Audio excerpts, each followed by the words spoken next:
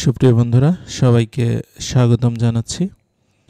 আজকে আমরা আলোচনা করব সিভিল সার্জনের কার্যালয় পাবনা স্বাস্থ্য সহকারী পদে যে পরীক্ষা অনুষ্ঠিত হয়েছিল 10 মে 2024 তারিখে, তার প্রশ্ন সমাধানের ইংরেজি অংশ নিয়ে। পরীক্ষাটা অনেক দিন আগে হয়ে গেছে, আমাদের যেহেতু সামনে অনেকগুলো পরীক্ষা সিভিল সার্জনে অনুষ্ঠিত হবে, সেজন্য প্রশ্নগুলো ব্যাখ্যা সহ আমরা সমাধান নিয়ে আলোচনা করব। আমাদের channel job exam mate BD, আমাদের চ্যানেলে তৃতীয় এবং চতুর্থ শ্রেণীর সরকারি চাকরির প্রস্তুতির অনলাইন কোর্স চলমান আছে। আপনারা চাইলে স্ক্রিনে দেখানো নম্বরে আমাদের সঙ্গে যোগাযোগ করতে পারেন। এবং স্বাস্থ্য সহকারী পদে নিয়োগ পরীক্ষার কোর্স আগামী কাল থেকে শুরু হবে, সেখানেও আপনারা চাইলে জয়েন করতে পারেন। তো প্রথম যে প্রশ্নটা ছিল যে রাইটার অফ অথেলো, অথেলোর লেখককে। অথেলো হচ্ছে উইলিয়াম শেক্সপিয়ারের লেখা একটি নাটক। শাইলক ক্যারেক্টার ইজ ফ্রম, এই ক্যারেক্টারটা হচ্ছে মার্চেন্ট অফ ভেনিসের একটা বিখ্যাত চরিত্র। 72 বলছে middle age of English literature, English লিটারেচারের মধ্যযুগ বলা হয় 1066 থেকে 1500 সাল পর্যন্ত। Who is the father of English literature, এটা হবে জিওফ্রে চসার। আচ্ছা, এরপরে বলছে দ্য স্যান্ডস অফ ডি, এটা কি? স্যান্ডস অফ ডি হচ্ছে একটা বিখ্যাত কবিতা, এটার কবি হচ্ছে চার্লস কিনসলে। এবং which one is not tragic, এটা হবে দ্য মার্চেন্ট অফ ভেনিস। তো এখানে এই পাঁচটাই মূলত হচ্ছে সাহিত্য থেকে ছিল। তারপরে আমরা ট্রান্সলেশনে চলে যাব। বলছে what is the translation of ভিন্ন ভিন্ন লোকের ভিন্ন ভিন্ন মত, এটা হচ্ছে ডিফারেন্ট মেন ডিফারেন্ট অপিনিয়ন্স। 77 বলছে যে what is the translation of সপাং সপাং করে চাবুক পড়ল, তো এটার ট্রান্সলেশনটা হচ্ছে স্ম্যাক ওয়েন্ট দ্য উইপ। এরপরে বলছে 78 হচ্ছে ডোন্ট আটার দিস অ্যানিমোর, এর বাংলা অর্থ কি? ডোন্ট আটার শব্দের অর্থ হচ্ছে উচ্চারণ করা, তাহলে ডোন্ট আটার দিস অ্যানিমোর, এটার বাংলা অর্থ হচ্ছে যে এ কথা আর মুখে আনিও না। এরপর 79 বলছে হারি আপের বাংলা অনুবাদ কি হবে? হারি আপ অর্থ হচ্ছে খুব তাড়াতাড়ি করা বা জলদি করা, এটার অর্থ অনুসারে গ হবে হচ্ছে হাত চালাও। 80 বলছে যে শয্যাশায়ীর ইংরেজি শব্দ কি? শয্যাশায়ীর এখানে দুইটা দেয়া আছে, একটা হচ্ছে যে আপনার ব্যাড রিডেন, এটার অর্থ হচ্ছে শয্যাশায়ী। এটার আবার সিনোনিমাস হচ্ছে কনফাইন্ড টু দ্য বেড, মানে আপনার একদম বেডে থাকা। তো এই ক্ষেত্রে আমরা এ এবং বি দুইটাকেই সঠিক বলে ধরতে পারি। তারপরে বলছে বাঘের ডাক, এইটার মানে হচ্ছে কোনটা? এখানে চারটা যে দেওয়া আছে, এটা বাঘের ডাক কোনটা হবে? তো প্রথমে আমরা আসি হচ্ছে যেটা গ্রাউল, এইটা হচ্ছে আপনার মূলত কুকুর যখন খুব জোরে ডাকে বা গর্জন করার মতো করে, বা বাঘ যখন গর্জন করে, সেই শব্দটাকে আমরা বলি হচ্ছে গ্রাউল। আর এটা হচ্ছে আপনার ঘুঘু বা কবুতর এর ডাক।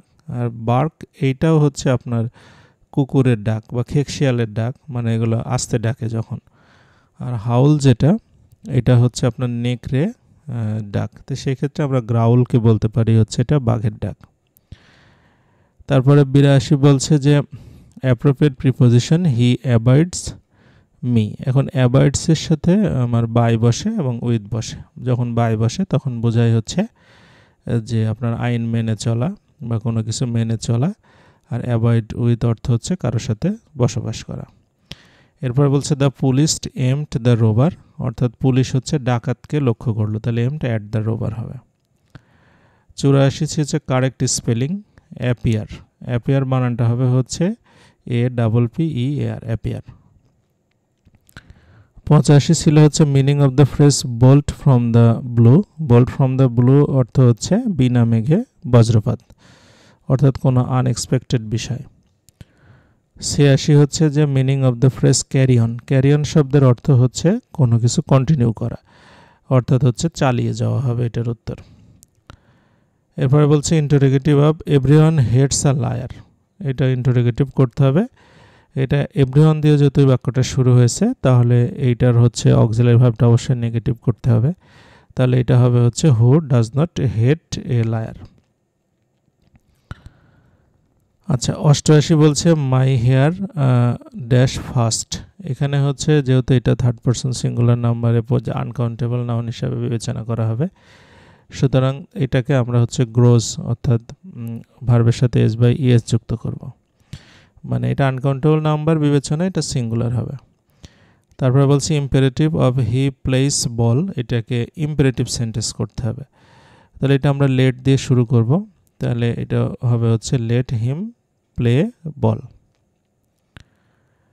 আচ্ছা 90 বলছে যে appropriate article he is dash one eyed man. One শব্দের আগে সবসময় আর্টিকেল এন মানে এ বসে, ও দ্বারা যুক্ত অন্যান্য যে কোনো শব্দের আগে আর্টিকেল এন বসে, কিন্তু ওয়ান ও দ্বারা শুরু হলেও এটা ভাওয়াল হওয়া সত্ত্বেও এর আগে এ বসে।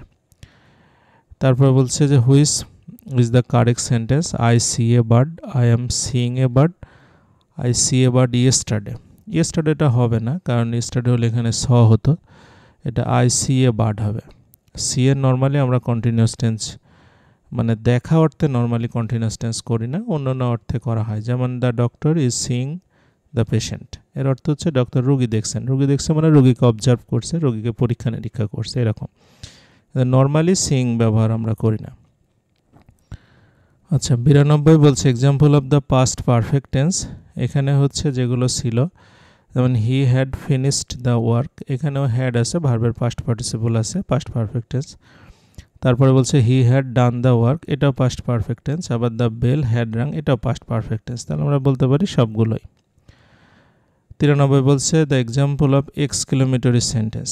এক্স কিলোমিটারি সেন্টেন্স বলতে আমরা যেটাকে বিষয়সূচক বাক্যকে বুঝি, তো সেই ক্ষেত্রে এখানে আমরা হচ্ছে বি এবং সিকে ইয়ে করতে পারি, যেমন অ্যালাস আই অ্যাম আনডান, এখানে হতাশা বোঝাচ্ছে।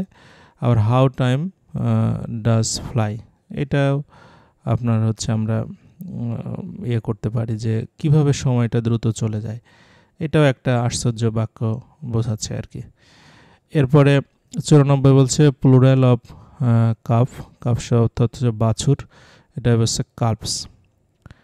তারপরে 95 ছিল appropriate preposition we hit upon the plan হবে।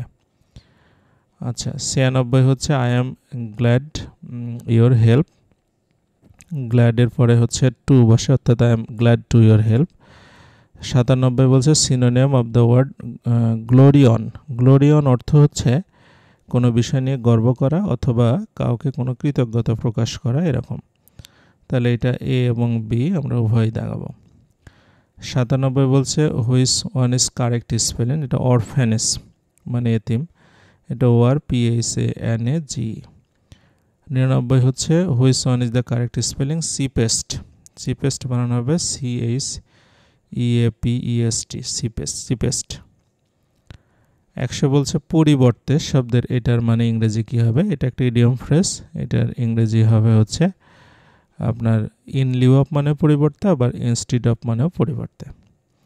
তো এই হচ্ছে 30টা ছিল হচ্ছে ইংরেজি। আমরা আগে অঙ্ক আপলোড করেছি, আপনারা যারা দেখেছেন বা যারা দেখেননি দেখে আসুন, আশা করি ভালো লাগবে। সবাইকে অসংখ্য ধন্যবাদ।